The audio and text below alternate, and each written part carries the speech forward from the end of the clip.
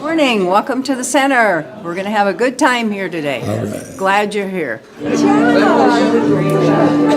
morning, everyone. Welcome to the center. All right. To the center.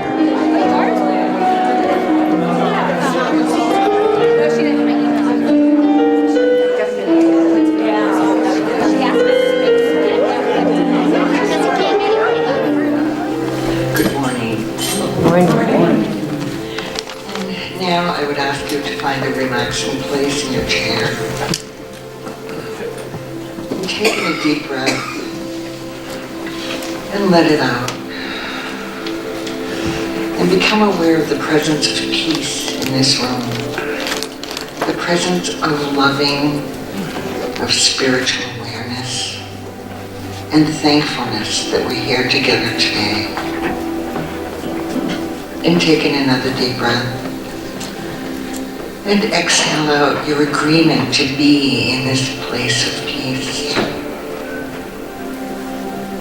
where your awareness and spiritual recognition is appreciated and welcomed. And again, taking another deep breath and let it out. And know that you are truly loved and appreciated. And this place is made special because you are in it. We are aware that there is one presence that has created us all, in its version of love, its version of peace and loving activity and awareness and a joy of living, a joy of having an opportunity of every day, the joy of appreciating all that we have around us, this magnificent earth, our magnificent friends, this welcoming place where you're sitting right now, and maybe for the first time, know that you are welcomed and loved.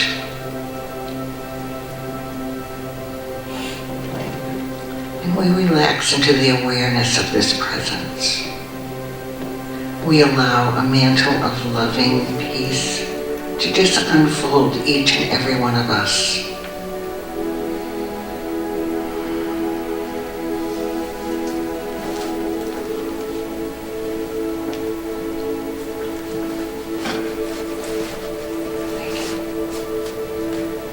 And the growing awareness that we have every day of our important part in the universe, that we make a difference, that the words we speak, the thoughts we ponder upon, and the loving grace that we pour out on all of those around us make this world. And it makes the world a place that we want to live in, a place that we want to expand ourselves in. And for all that, we are very grateful. And together we say, and so it is.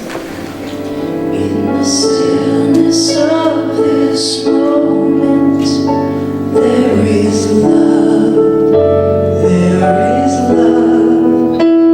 In the stillness of this moment, there is love, there is love. And I rest and trust and breathe and know that in the stillness of this moment there is love, there is peace, there is love, there is peace.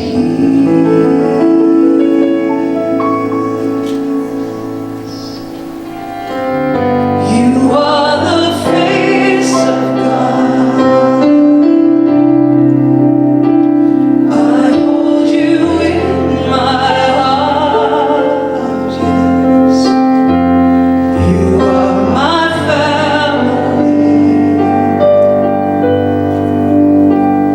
You are the face of God. You are my family. You are the face of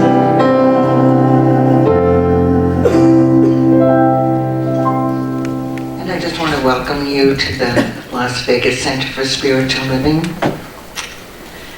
And now I'd like you to know with me there is one presence, one power, one joy, one grace, one laughter, one awareness of peace. And that awareness is what we call God. And we know that all of those attributes that we attribute to God, God attributes to us. And for that we are very grateful. And today we are grateful for the many people who are visiting us today, whether for the first time or because you are loving members who come every week. We are grateful for this beautiful day and this beautiful space. We are grateful for the awareness that who we are is important and what we say and do make a difference because of our attributes from God. And I declare that today is going to be a marvelous day and our service will be very helpful and loving and will make a difference on our lives from today on. I'm grateful for all of the people who work behind the scenes to make this a wonderful place to come to. I am grateful for all the people who come and guide us to our seats and greet us at the door. The people who collect our contributions. The people who make sure that we have a great coffee in the morning. The people who help run things in the background. Our wonderful trio of pastors. Our special guest this morning, Reverend Jean.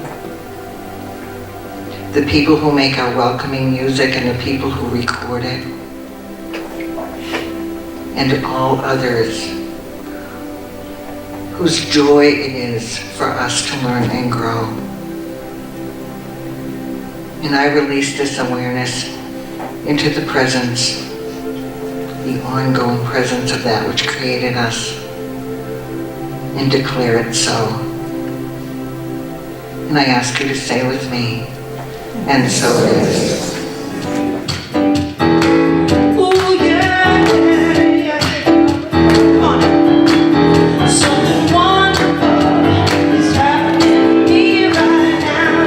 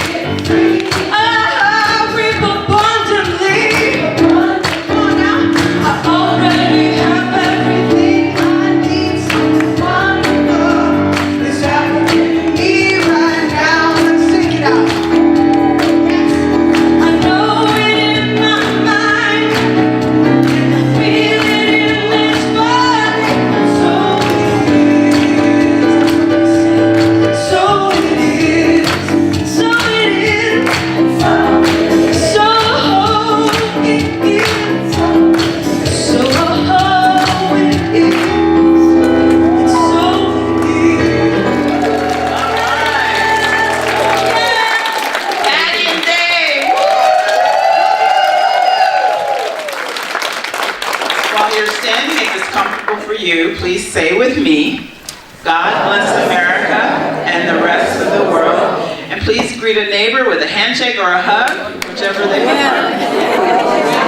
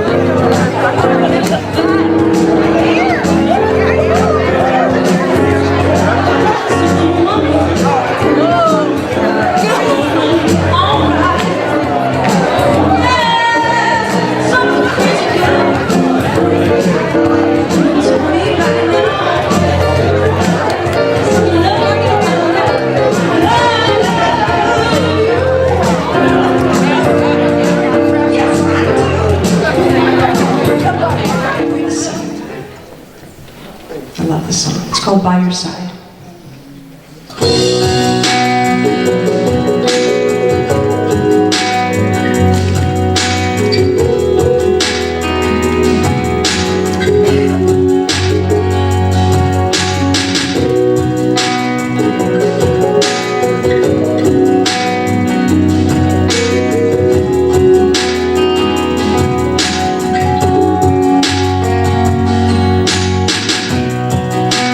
Thank God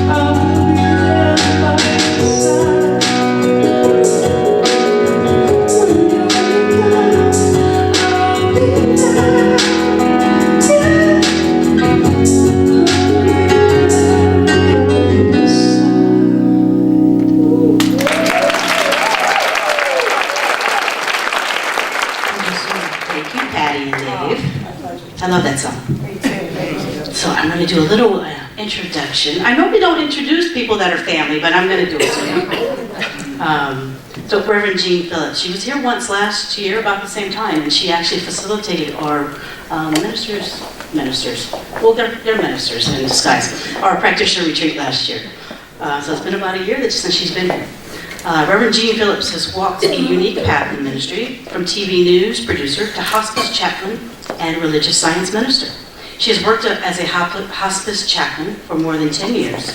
She currently works at Lightbridge Hospice in San Diego, providing spiritual and emotional support for patients with terminal illnesses and their families. She's also a staff minister at Vision Center for Spiritual Living in San Diego, leading the Compassionate Care Ministry, as well as teaching, speaking, and supporting the Communications Ministry. Vision Center is where Reverend Patty Paris is. She graduated from Holmes Institute, became a licensed minister of religious science in 2013, and was ordained in 2016.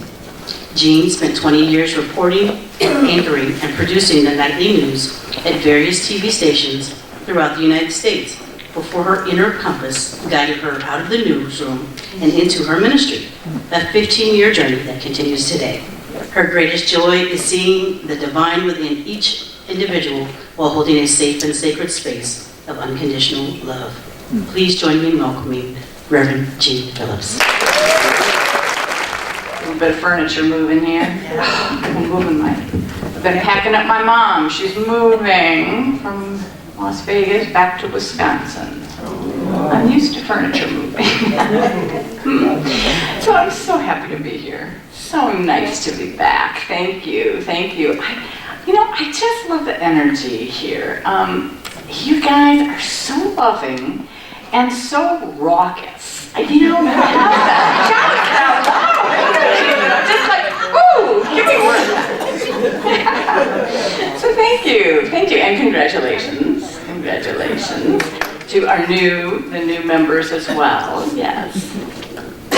So I'm thrilled to be here on the first week of March because we get to start a new theme. And the theme for this month is You Are Rooted in the Divine. And one of the best things about that is I get to use all the metaphors and all the analogies, so you guys have to take the rest, but I'm going to use all the good ones, okay?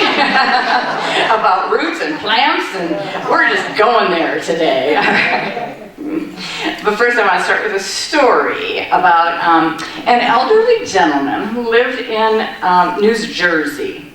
And every year he would plant his tomato garden, but it was getting too hard for him to do. He was becoming a little too frail, and the ground was just a little too hard. And usually his son, Vincent, would help him and would do the heavy lifting, but Vincent was in prison. So the old man wrote to Vincent. He said, "Dear Vincent, it looks like I won't be able to plant my tomato garden this year. I'm just getting too old to be digging up a garden plot. I know if you were here, my troubles would be over. I know you'd be happy to dig the plot for me, just like the old days. Love, Papa." Well, a few days later, he got a letter from his son. It said, "Dear Papa, don't dig up the garden. That's where the bodies are buried. Love, Vinny." And at 4 a.m. the next morning, the FBI, the cops, big equipment all show up and start digging up the garden. And guess what? They didn't find any bodies. So they apologized and they left. And soon afterwards, the old man received another letter from his son, and it said, "Dear Papa, go ahead and plant the tomatoes now. That's the best I could do under the circumstances."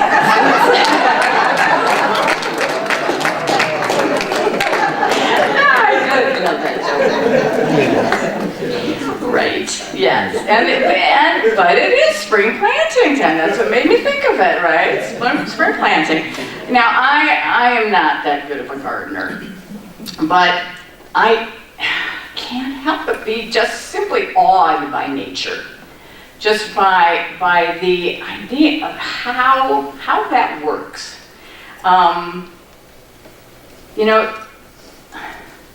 You look at the plants and they're springing up from nothing, right? There's the tiny seed, and we say, well, the seed grows. Well, the seed actually doesn't grow. It's not like we have boulder-sized seeds around, right? What it does is unfold, right? That's it. It unfolds into a shape that allows the life force and its essence to burst forth, right? It's more of a portal of a greater expression, a vessel that is where its essence finds form. You following me with that? A little different. You see the time-lapse pictures of plants coming up, and they unfold. But before they come up, this is all done underground, in the invisible, really. It's not until they come up that they're visible, so it's kind of the invisible to visible here. And before they come up above ground, their roots are going deeper.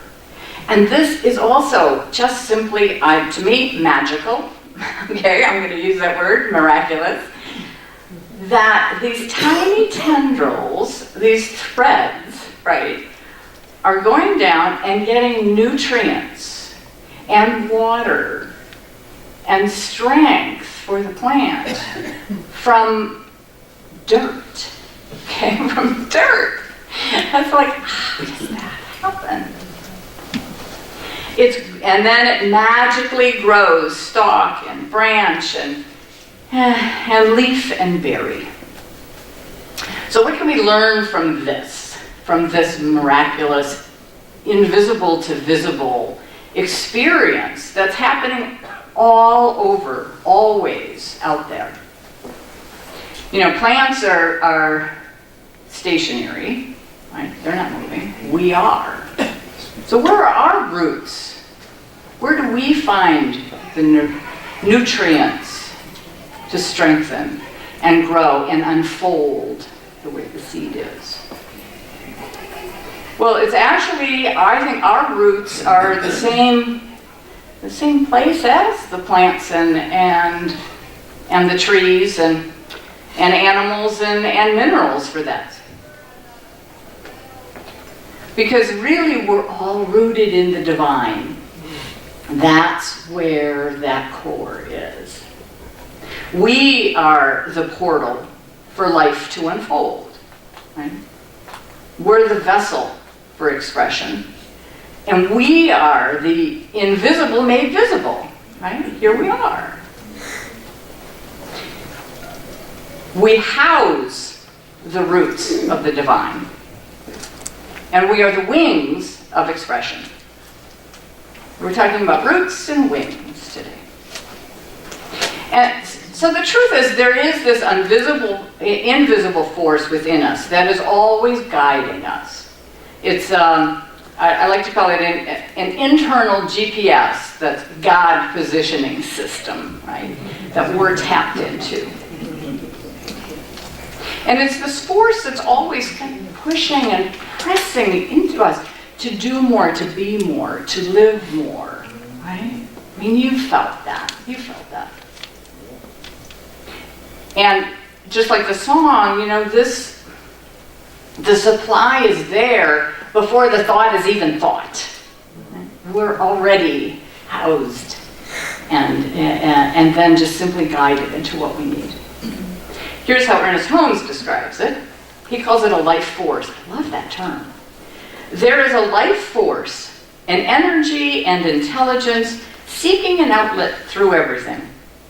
There's an irresistible urge back of everything to create, to express life. There is an emotional craving for self-expression in everything. So let's just look at feel those words a little bit deeper here. A life force and this irresistible urge that's within each of us. And it wants to create and express life. A craving, I love that word, craving for self-expression. It takes me back to childhood, because I think when we're kids, when we're very young, we are most in touch with this life force, with this creative urge, right? I mean, you ask any 5-year-old, who's an artist here? All their hands raised, Okay, who's a dancer? All their hands raised, Yeah, okay, now you go to a high school. Who's a dancer? Oh, no. Oh, who's a singer? No. We've already talked ourselves out of that, okay? I was very lucky when I was young, because I had an invisible friend. Okay. I don't know if anybody else here had invisible friends. Yes, right, yeah. And my siblings didn't, and they made fun of me. But it wasn't a real it was real to me as any person, but it didn't have any form. And what it did have was like this felt presence and this kind of inner voice that it was a part of me, right? And it shared wisdom and encouragement and reassurance. It was like having my own personal sage. And we used to have wonderful animated conversations. Okay, so picture a 5-year-old walking down the sidewalk, talking away, gesturing, laughing, nodding, listening, arguing to no one, right? Like I said, my brothers and sisters thought it was a little crazy, but my parents, fortunately, just accepted it. They had read somewhere, oh, that means they're more creative. I don't know. So they're like, okay. And they also were assured it's just a stage, and that I would grow up out of it. And I did. When I started school, my invisible friend kind of faded in the background.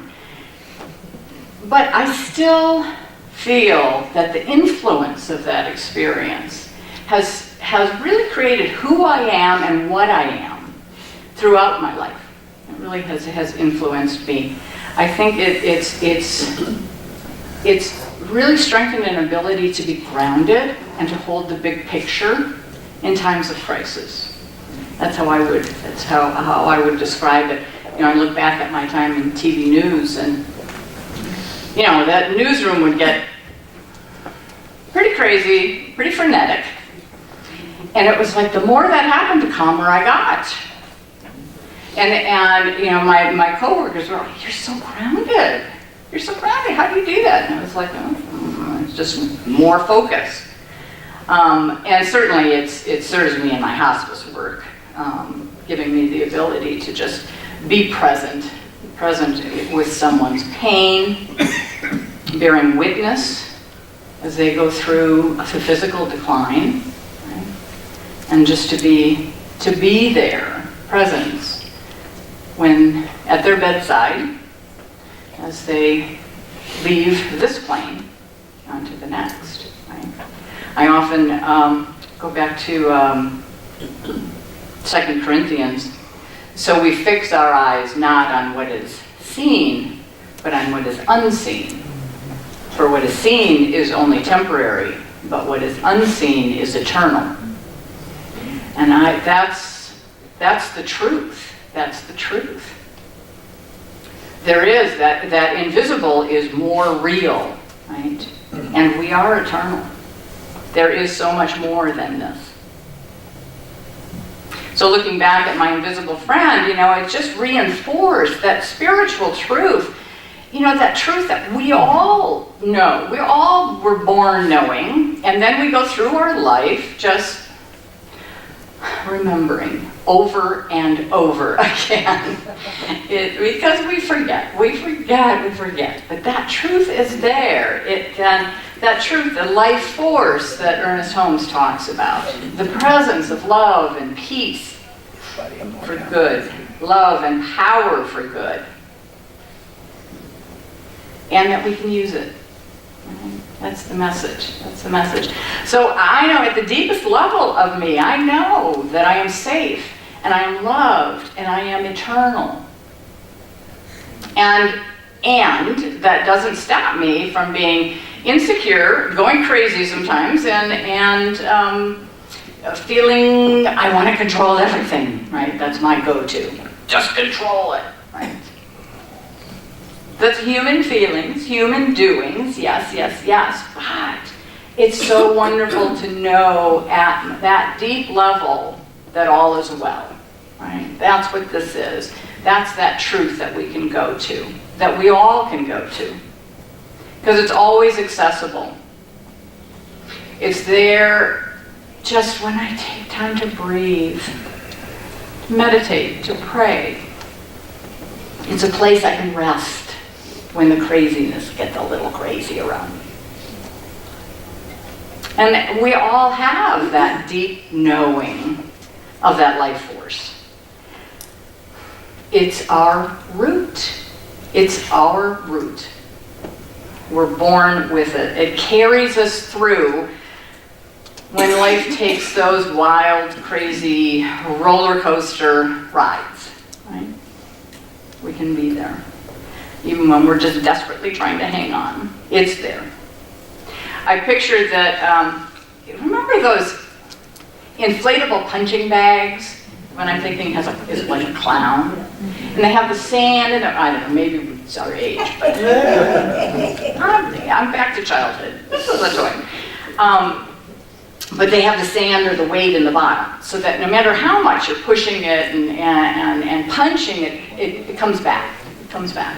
And you know, that's our life. We can live that way. Right? Because that spiritual truth is the sand, is the foundation in our lives that will keep us balanced again and grounded. If we're grounded in spirit, we really can move through our lives, our experiences with just a fluid and graceful ease, trusting and allowing the gift that's always there and always giving. So back to roots and trees. I once heard about this great experiment in the desert. It's called a biodome. Any of you heard it? A while back. Yeah, it's pretty cool. It was a huge glass dome that was built to create the perfect artificial living environment. So it had purified air and water and healthy soil and filtered light. It was like everything was perfect. Everything needed for ideal growing conditions for trees and fruits and vegetables, as well as humans. There actually were people who lived there for several months at a time in the biodome. And everything worked beautifully with one exception. When the trees reached a certain height, they just topple over. And the scientists were like baffled. Like, okay, we got good soil, we got everything we need, water, da-da-da. What they had forgotten was the wind. That trees need wind in order to grow deeper roots. I didn't know that. They didn't know that. Now we know that. So, how can we learn from that? Right? To me, it's like, oh my goodness, I guess I need winds in my life. I mean, how many times have we prayed for the perfect growing environment, right? Okay. One without stress, one without challenge, one without tension, right? It's just love and light. That's my perfect growing environment. Give me that. And yet, we wouldn't have roots if that was the case. This is where we grow our spiritual roots. By being buffeted, right, by maybe the winds of discontent around us, the winds of challenge, the winds of change. That's where we grow. That's how we grow. Pretty smart. There's a poem from the Persian poet Rumi. Talks a little bit about this. He says, sorrow prepares you for joy It violently sweeps everything out of the house so that new joy can find space to enter. It shakes the yellow leaves from the bough of your heart so that fresh green leaves can grow in their place. It pulls up the rotten roots so that new roots hidden beneath have room to grow. Whatever sorrow shakes from your heart, far better things will take their place. Far better things will take their place, right? Sorrow prepares us for joy. Sorrow brings joy into our life. It allows us to recognize it. Far better is always in store, and yet we cling to the old. We cling to that which doesn't always serve, but it's familiar. Right? We cling rather than creating the space for the next phase of growth that is ours to do, ours to experience. So it reminds me of a great Sufi teaching story. So a man visited a great mystic to find out how to let go of the chains of attachment and judgment and prejudice in his life. But instead of answering him directly, the mystic jumped to his feet, ran over to a pillar. Let's see, oh, you have a pillar though. Okay, imagine. He ran to the pillar, grasping the marble surface, and started screaming, "Save me from this pillar! Save me from this pillar!" And the man's like, "What's going on?" He's like, "This guy's mad." And of course now a crowd is beginning to be drawn from the screaming and this commotion. The man's going, and he finally says, "Well, why are you doing that? I came to you to ask a spiritual question because I thought you were wise. But you're obviously just crazy." Since everybody knows you are holding the pillar is not holding you. You can simply let go. And the mystic did let go, turned to the man and said, "If you can understand that, then you have your answer. Your chains of attachment are not holding you, you are holding them." Right? You can simply let go. Simply let go. Trust the process of life, the life force that is within us. We just sometimes need to surrender. Just surrender.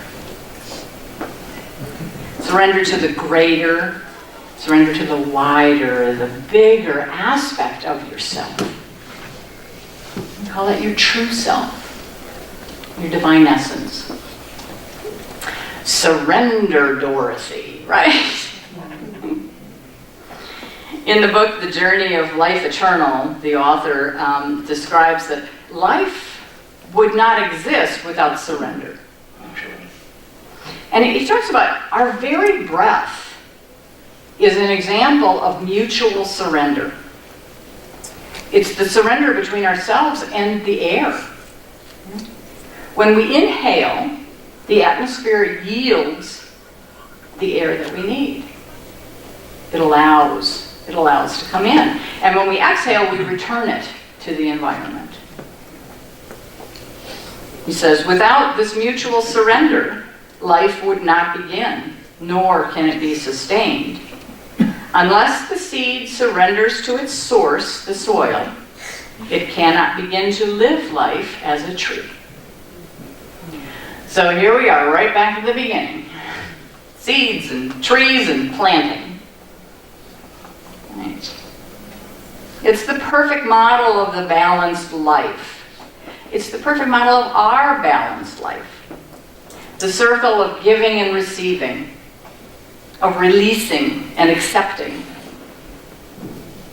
Ernest Holmes put it this way. He says, we cannot change the fact that whatever we put into mind will be reflected back to us. But we can change that which is reflective. We can uproot the old, we can implant the new, and we can neutralize what's already there. Well, that's it. That's our work. That's our purpose. And so that's my invitation to you today. I encourage you to ground yourself in the divine. Deepen the roots, your roots, and spread your wings. And you know what? Let's just all go fly. Yes? Yes. Thank you very much.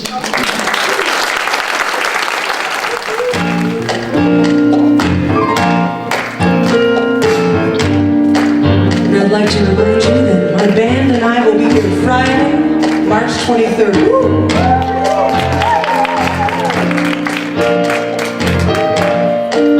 When the night is calm and the land is dark and the moon is the only light we'll see. No, I won't be afraid. No, I won't be afraid.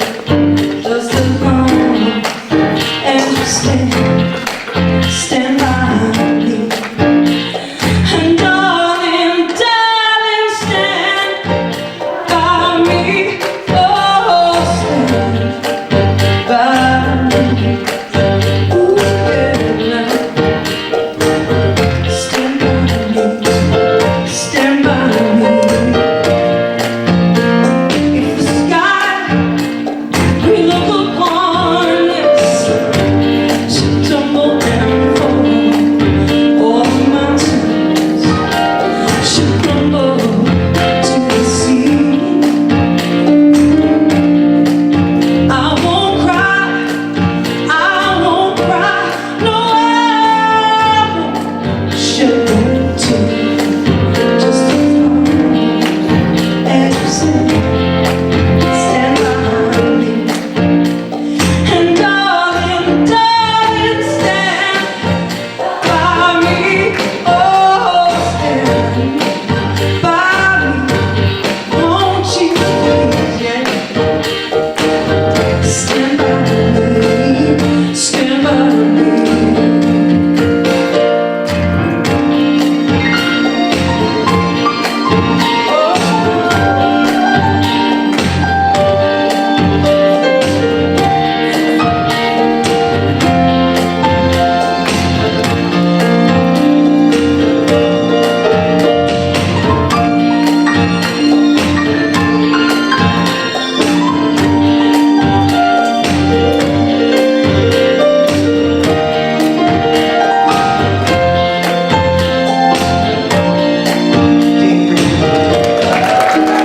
The night is calm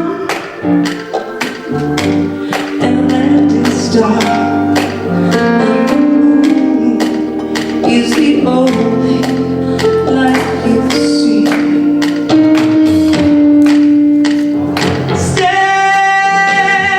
Stand by me, oh yes. Won't you stand? Won't you stand? Stand by me. Whenever you're in trouble, won't you stand by me? Yeah. Won't you? Yeah, yeah. Stand by me. Stand by me. Whenever you're in trouble, won't you stand by me? Yeah. Stand by me. Oh, yeah. Stand by me. Stand by me. Oh, yes. Oh, yes. I promise I won't be a pest. I would like to ask our ministers and practitioners and visiting practitioners to please come forward. Today is, remember the tamales are on sale.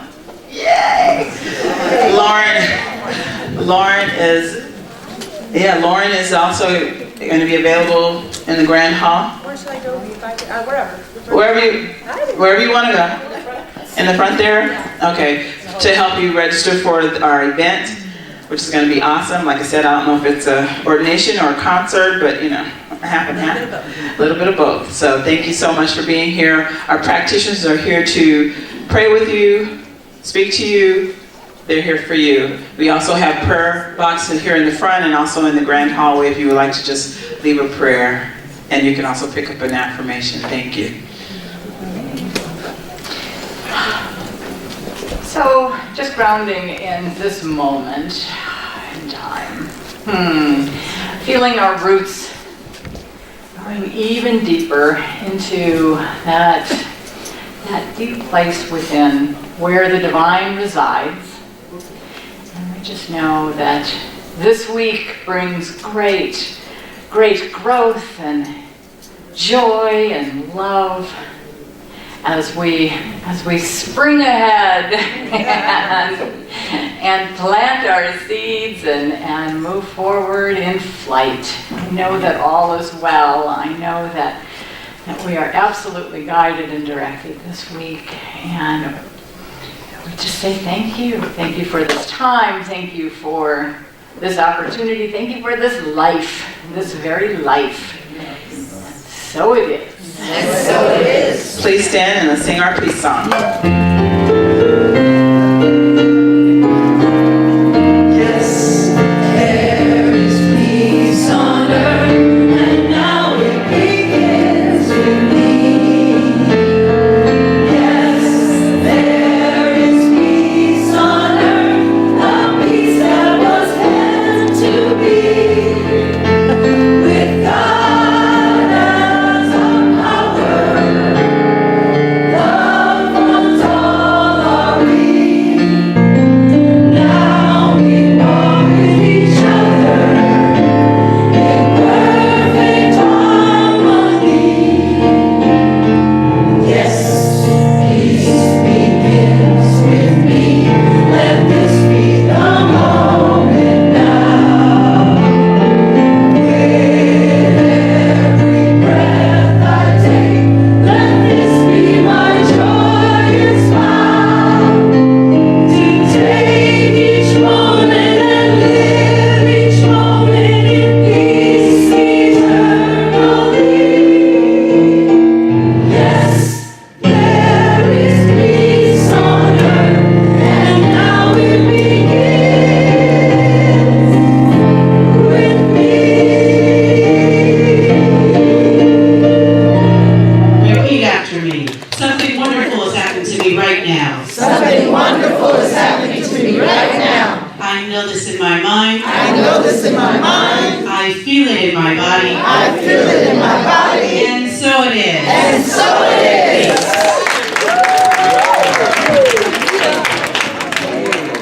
is. Love you guys. Have a great day.